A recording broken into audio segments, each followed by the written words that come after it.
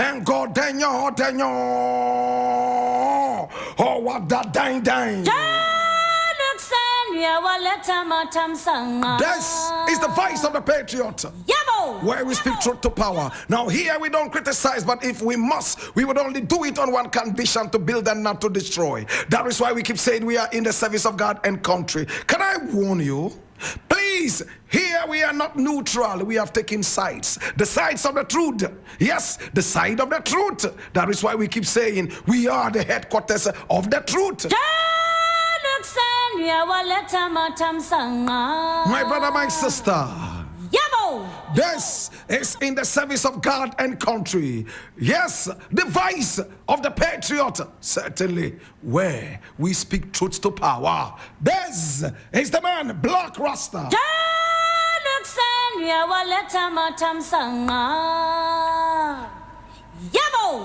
Now the very first story we are looking at today is very beautiful. It says, and I read, complete what was started. Government under fire for shifting focus from Agenda 111 to CHIPS project. Can I just read this?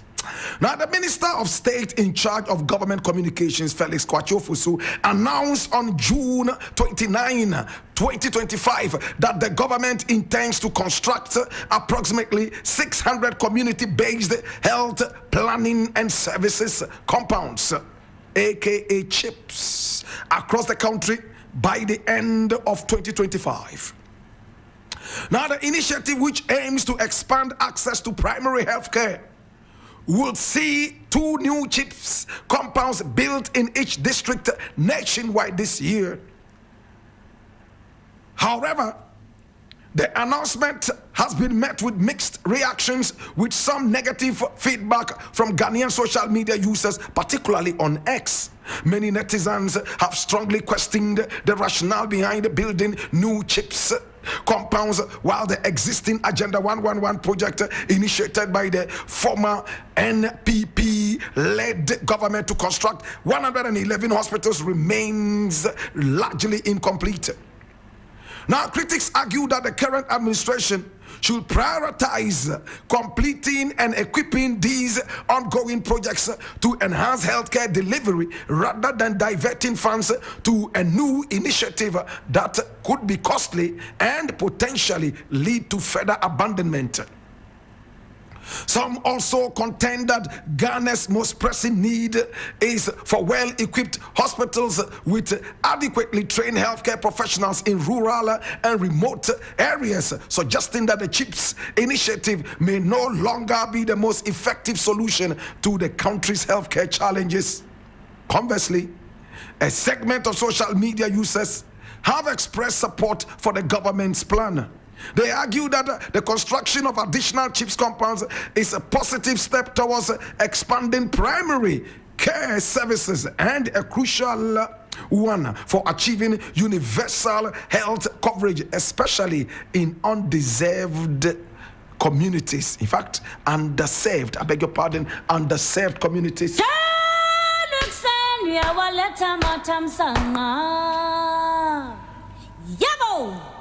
In fact, every single second, every single minute, every single hour, President John Dramani Mahama never ceases to impress me. What? He became the king of hospitals. It was one of the things that Ghanaians looked at and brought him back into power. When he was building hospitals, many were those who said, oh, do we eat hospitals? We want food to eat, you are there building hospitals.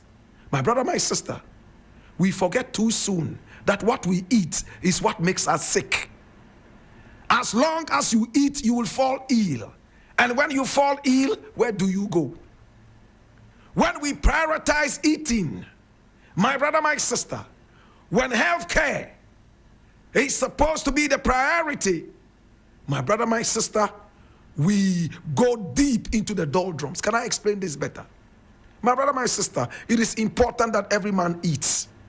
But when we have health care, and when we have people who talk health, they will tell us exactly what to eat, that will benefit us.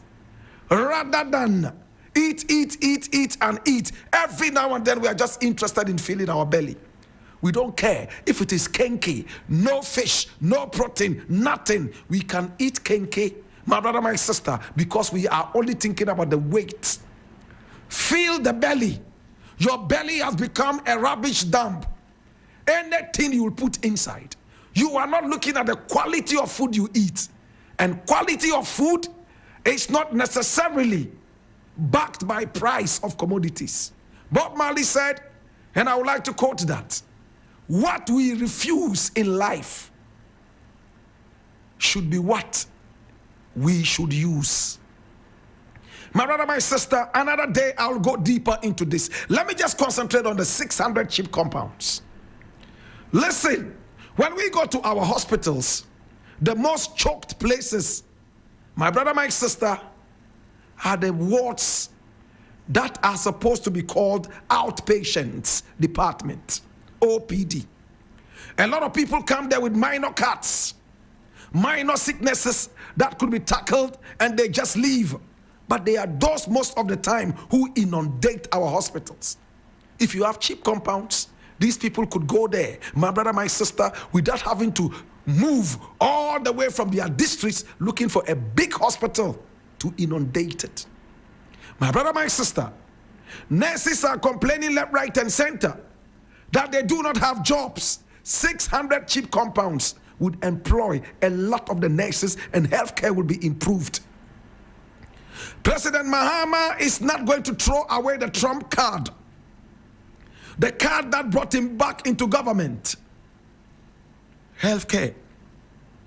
When COVID-19 came, we all saw the importance of the hospitals that Mahama built. Even those who opposed those hospitals were all running helter-skelter to these same hospitals they opposed. Luckily for them, none of them died. They came back so God could teach them a lesson. My brother, my sister, what exactly is a cheap compound? It is supposed to be in between what? A hospital and a what? A clinic. It is normally supposed to be smaller than a clinic, far smaller than a hospital, where basic health needs can be tackled. Higher than first aid, my brother, my sister. And if a man comes to say this, and the most interesting part of it is that he said before the end of 2025. Mahama could have called it one district, two cheap compounds. Like the cheap sloganeering that they engaged in. One district, one factory. One district, $1 million. One this, one that. One dam, one this. One goat, one sheep. One this, one that. Sloganeering. Useless sloganeering. 88 hospitals they promised to build. Later, the idiots that they always think we are, they came back and told us 111 hospitals they will build. We are told that only one has been completed. Where would Mahama go and get the money to build all the 110 left? My brother, it is better to cut your coat according to your cloth. That is exactly what Mahama is doing. And the good news is that the man says before the end of 2025. Do you know what plans he has for 2026? Do you know what plans he has for 2027? And even 2028? Do you know? My brother, my sister, the NPP government promised us 111 hospitals. Did they deliver? For Mahama, I have to keep applauding you, and I have to say keep being focused. Do not get distracted by naysayers. You are on the right course. You have surprised all the naysayers, those who called you incompetent, those who said you were a hopeless drunkard and a womanizer. I hate to repeat these things. Today, they are all shell-shocked because you have given them a shock treatment to their dead brains. Whoever knew that the dollar would be at the mercy of the Ghana cedi? In fact, subjectively. My brother, my sister, whoever knew that the economy would come to a certain point that will attract so many people from all over the world to beg us to give us credit. Up till now, Mahama has not gone for any loan. Up till now, my brother, my sister, the size of government is comparatively small. And things are happening. My brother, my sister, applaud the president. Applaud this government in power. As for Nana Akufo-Addo, I do not know what he's doing with himself right now. I'm sure by now, he's looking left, right, and center, and he's wishing that the ground would open and just swallow him so that he will be history. I don't want to talk too much because these things make me truly emotional. They never gave Mahama a chance. By dint of divine intervention, he has come into power. This would have been the president we would never have had, especially the second coming. Today, the second coming of Mahama is almost like the second coming of the Christ, Jesus, political Jesus.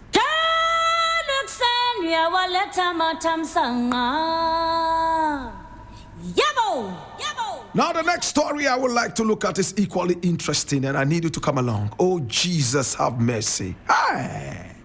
I'm reading this from Ghana Web, and it says, Wontumi's investigation actively ongoing.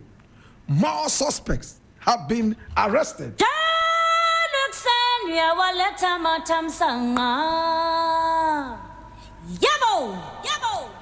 And I read, come along with me.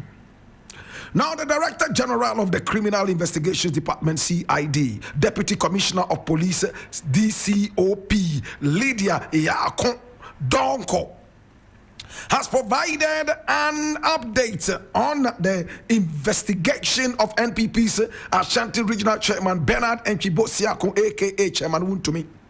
Now, the CID is investigating Bernard Enchi-Bosiakon over allegations that his company, Akunta Mining Limited, was undertaking mining operations without a license, polluting water bodies, and entering a forest reserve without authorization. Now, speaking at a press briefing in Accra on Monday, June 30, 2025, DCOP Yakondonko said that the investigation was actively ongoing, adding that the NPP regional chairman has been assisting with investigations. Now, the case is also actively ongoing. Chairman Wontumi has visited a number of times. He is also actually supposed to be coming to us sometime this week, but unfortunately, he was ill. His lawyer submitted a letter to us stating that he was ill. I believe he is now okay because we have communicated to them that he should see us this week, and they have responded. The CID boss went on to disclose that more suspects had been arrested in the investigation, including one ago. I leave it here. Yes, I leave it here.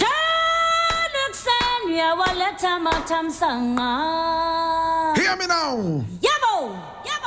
So Chairman Wontumi is now a sickler.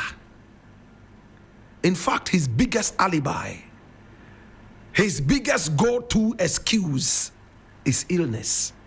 May those who are not ill and pretend they are ill, may they be struck with cancer. May they be struck with diseases doctors have no cure for. What you wish for, you would have that.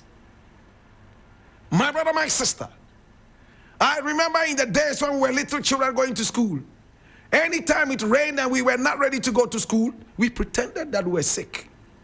And I remember my grandmother will support us. You know how grandmothers always treat their grandchildren. Oh, he's sick, he's sick. And after your father is gone with the cane, she will pull you out and say, come and eat. Come and eat and let me keep you warm. Oh my God. Chairman Wontumi is still behaving like a grandchild. He is refusing to grow. Be responsible, brother. Brother, be responsible. Hi, my brother, my sister. Anytime Chairman Wontumi is in trouble, he falls artificially ill. Remember the Otumfuo issue? He feigned sickness. When he boasted that Mahama could not do anything to him, and that he was a man of his own and no power could ever hold him down. After the bragging and boasting, he was bundled like a bunch of sugarcane and thrown into the gallows so that he will ferment and make wine. When they finally succeeded in bringing him out, we all saw how he was limping as if he had been injected with Ebola virus.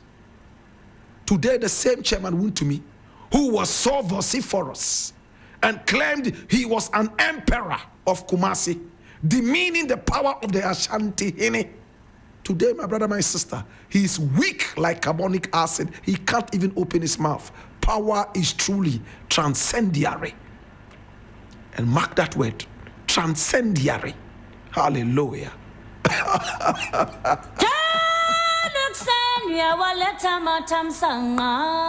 Who say man no day? My brother, my sister, when you have power, it is time to be most humble. When you have power, it is time, in fact, to serve. Look, whoever has power should look at it as time to be responsible. That is why you don't give irresponsible people power. When I play back some of the tapes of Chairman Wontumi whilst he was in power, and I look at him now, my brother, my sister, I ask myself, is this a clone of Chairman Wontumi or what? Are they twins? Normally twins. One is outgoing and the other is not. My brother, my sister, sometimes I'm tempted to think that this is not the Chairman Wontumi who was destroying our water bodies and so on and so forth. This must be his twin clone. Clone. You know what a clone is, right? Manufactured in the laboratory, like a chicken, Christmas chicken. I hear Chairman Wontumi has gone round to gather people to send Jantua to President Mahama. President Mahama, it's not for you to say, Chairman Wontumi, please, I forgive you. It's about Ghana. It's not about Mahama. Crimes against Ghana can only be forgiven by Ghanaians and not President Mahama. Yes, we chose him to represent us, but with respect, he must talk to us first. If possibly, in fact, put us in a referendum so we can deal with this issue, if possible. My brother, my sister, they say the investigations are ongoing. Chairman Wontumi all of a sudden fell ill, as usual. Very soon, he will share a photograph of him lying down on a hospital bed, one of those built by President Mahama. The Mahama that they said was incompetent. Please, CID boss, with all love and respect, keep doing what you're doing. Please, anybody who has stolen a penny of this nation, a peswa of this nation, please, let everybody be accountable. Serious probity, accountability, my brother, my sister, is what we are waiting to see. As for Chairman Wontumi, next time you ever taste power, even as a garden boy or a street cleaner, respect the people who put you there. I have 4 radio stations and online and TV. I am your boss. Have you paid me before? A boss who doesn't pay? Have you paid me before? I am your boss.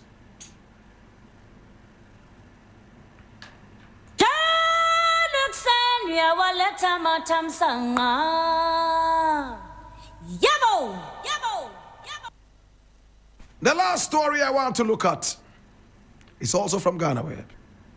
And it says, MPP dissociates itself from Abronye's verbal attacks on Archbishop Duncan Williams. Hey. Now the NPP is here.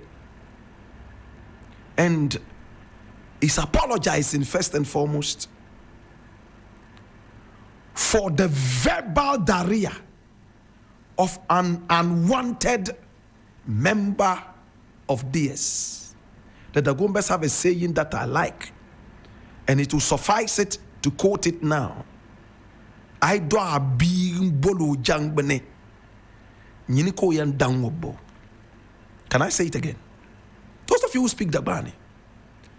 I do a be bol jangbene.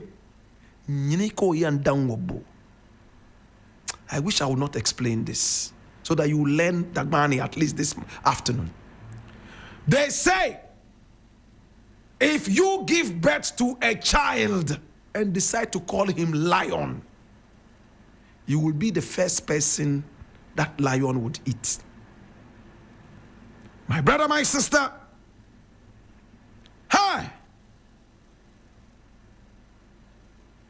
My brother, my sister, Abronye is a gutter-mouthed miscommunicator. Anytime he opens his mouth, wherever I am, I smell gutters, like those in Nima, Ashaima, and those places that have been neglected by governments over the years. What did Abronye DC say about Duncan Williams? I don't want to repeat those things here. He opened his mouth and insulted Duncan Williams. I am not a fan of Duncan Williams. No, I am not. And I've made it clear several times, but I've always disagreed with respect and decorum.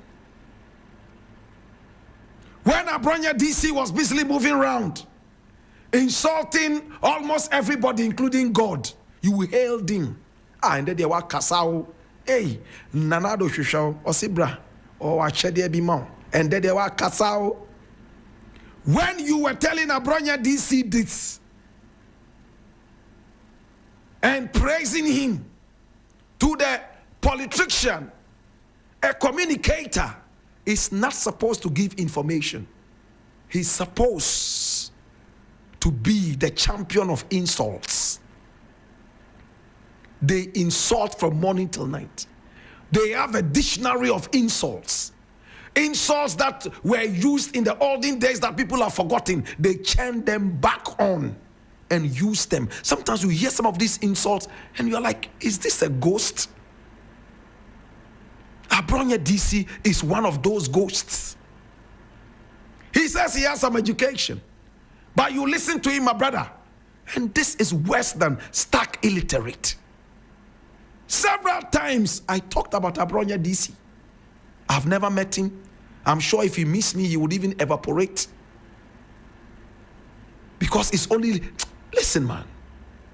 Today, their NPP is dissociating itself from this guy. Only last week, they said they were going to suspend him. And he asked, suspend who? You brought this guy from the village. From the village. He has been able to get a little bit of city life. Today he has become that lion that has started to eat all of you one after the other.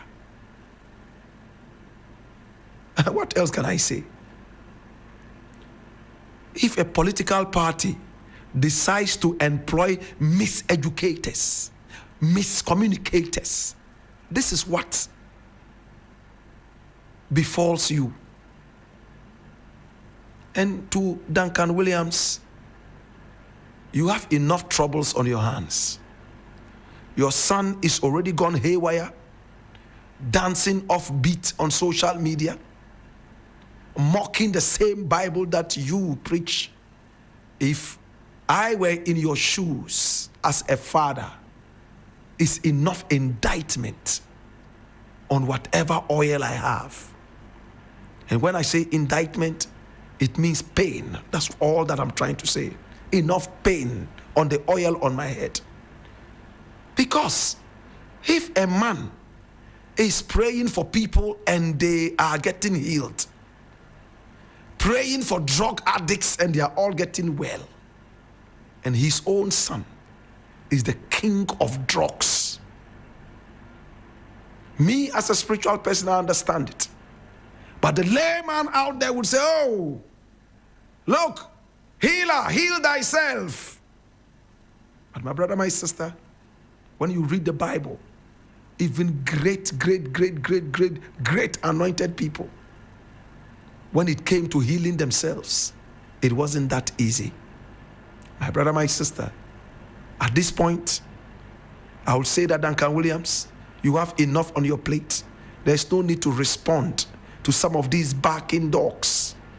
If you want to stop at every barking dog, you will never reach your destination. And that's a proverb. I didn't make that proverb. It says, if you stop at every barking dog, you would never reach your destination. Need I say more? Mappon. Alexandria waleta matam sanga.